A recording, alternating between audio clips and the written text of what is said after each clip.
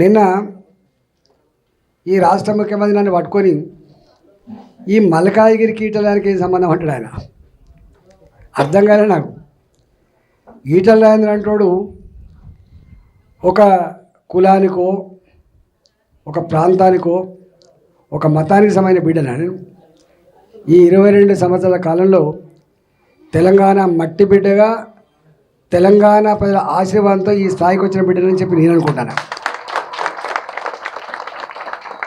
ఎవరి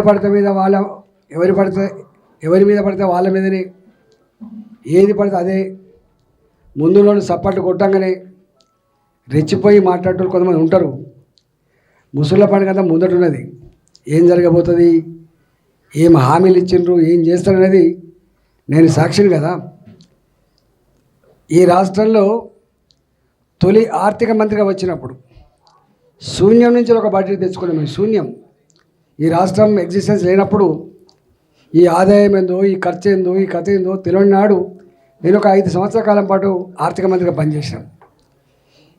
ఈనాడు ఈ ఆర్థిక స్థితి ఏముందో, ఏం కాగలదో చెప్పగలిగేటువంటి గా సత్తా మాత్రం నాకు ఉన్నది.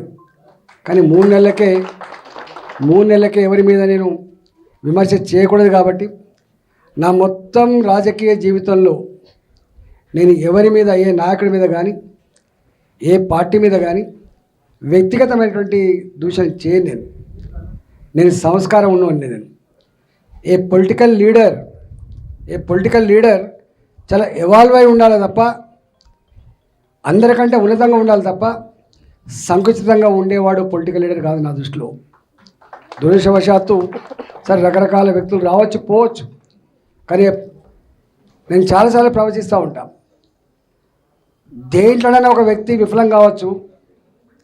ఆ విఫలమైతే ఆ వ్యవస్థ, ఆ మనిషి చేస్తున్న బిజినెస్ కొలాప్స్ అవుతుండొచ్చు, ఆ కుటుంబం కొలాప్స్ అవుతున్నట్టు. కానీ పొలిటికల్ లీడర్ కనుక సంకుచిత బాధ అయితే, పొలిటికల్ లీడర్ కనుక వాళ్ళు తెలివిలేని వాళ్ళైతే, డైరెక్షన్ లేని వాళ్ళైతే వ్యవస్థ కూలిపోద్దని నమ్మేవాడిని నేను ఒకని. అందుకని నేను అలాంటి చిన్న కురుస నాయకుల గురించి నేను మాట్లాడను.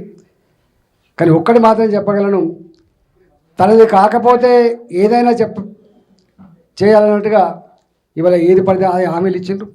నాకు తెలిసి తెలంగాణ ప్రజలకి కాంగ్రెస్ పార్టీ ఇచ్చిన హామీల గురించి రాసుకున్నోని తెలియదు. ఇప్పుడు గిన్ని ఉన్నాయని, గిన్ని హామీలు ఇచ్చినా అని చెప్పి ఇవాళ విన్న మనకు కూడా తెలిసే ఆస్కారం కూడా లేదు.